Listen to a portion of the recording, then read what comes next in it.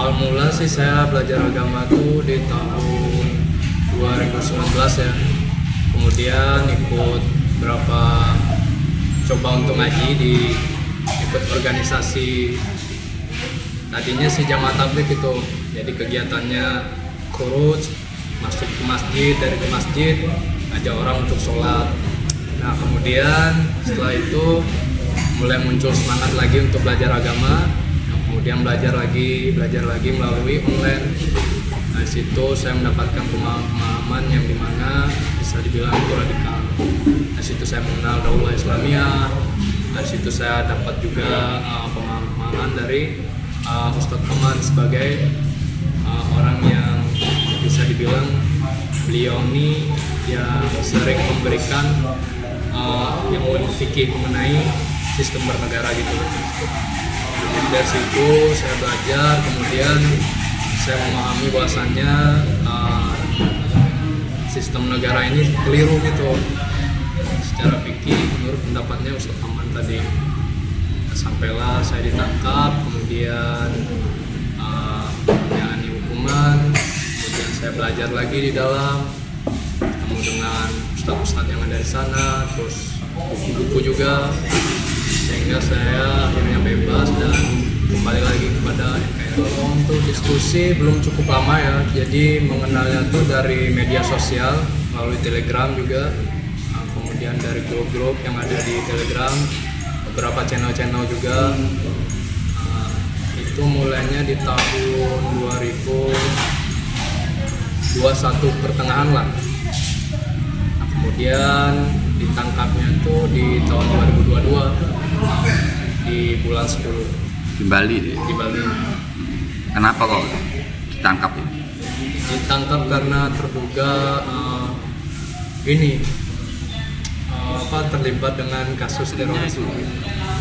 Kalau dijanjikan uang, tidak, cuma pemahaman itu mengajak saya untuk bagaimana caranya menjadi seorang muslim yang dimana nanti saya itu menerapkan atau menjadi seorang muslim yang taat kepada Allah.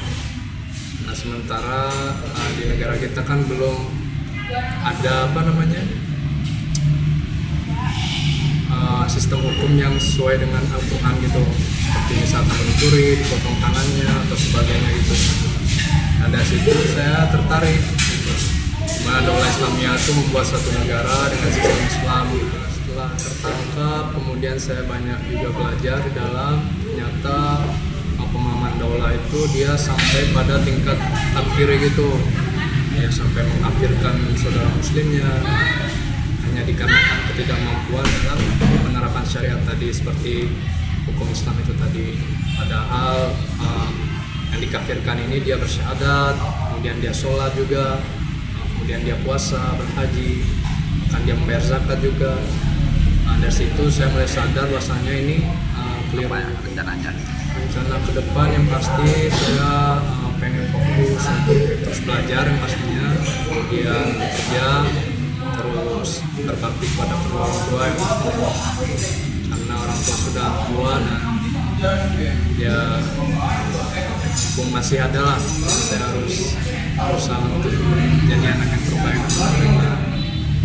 Nah ini rencananya banyak tawaran pekerjaan. Kemarin waktu datang ke Jember banyak penawaran. Kenapa kok memilih di warung NKRI?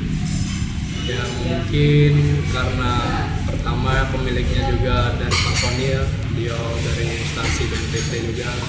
Ya mungkin nanti dengan saya bekerja di sini saya bisa juga mendapatkan bimbingan juga mengenai kebangsaan, mengenai keagamaan juga. Ya, rencananya siap untuk menjadi narasumber, ini mau ada seminar menjadi narasumber di forum-forum ilmiah ini. Ya mungkin nanti bisa dicoba lah. Sebenarnya nggak bisa bicara saya Pak, agak-agak malu juga kalau bicara di forum atau depan orang banyak gitu.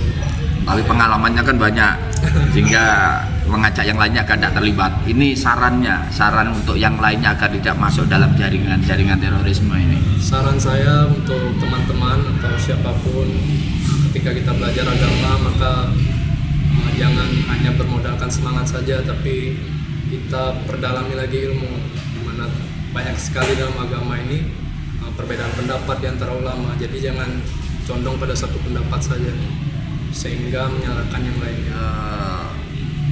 Faktor yang terbanyak biasanya ini ekonomi, doktrin agama, atau apa ini sebenarnya Pak? Kalau yang saya lihat sih ketika di dalam dari teman-teman juga, tak semuanya yang terlibat itu dia dari kalangan bawah, bahkan ada juga yang dari kalangan menengah sampai ke atas juga. Nah, jadi ini perlu dipelajari juga. Sementara sih belum bisa menyimpulkan soal itu, Pak.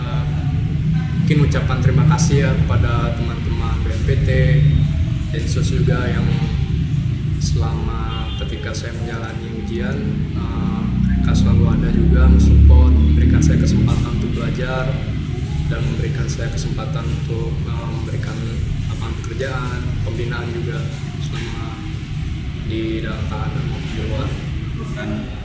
Kami dari Densus juga bekerja sama, kolaborasi dengan beliau yang dari BNPT bahwa untuk keberadaan Mas Saiful ini yang ex-militer yang insya Allah ke depan juga beliau sudah ikrar NKRI dan sebagainya.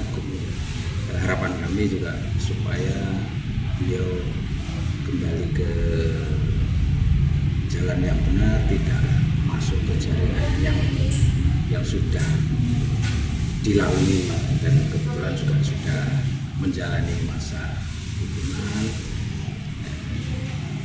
Inilah kami untuk dari kami dan Mas Sony yang dari BNPT ini, supaya dia ini ada kesibukan gitu loh, supaya ada pekerjaan.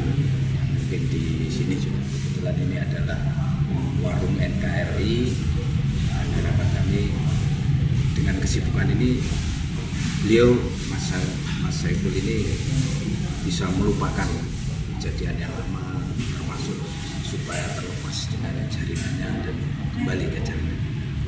Ya, jadi kami dari BNPT ya, dari BNPT sendiri ada program warung NKRI ya. Memang program ini warung NKRI ini dikhususkan ya untuk mempekerjakan para ex-napiter ya, supaya mereka bisa punya penghasilan dan tidak kembali lagi menjalankan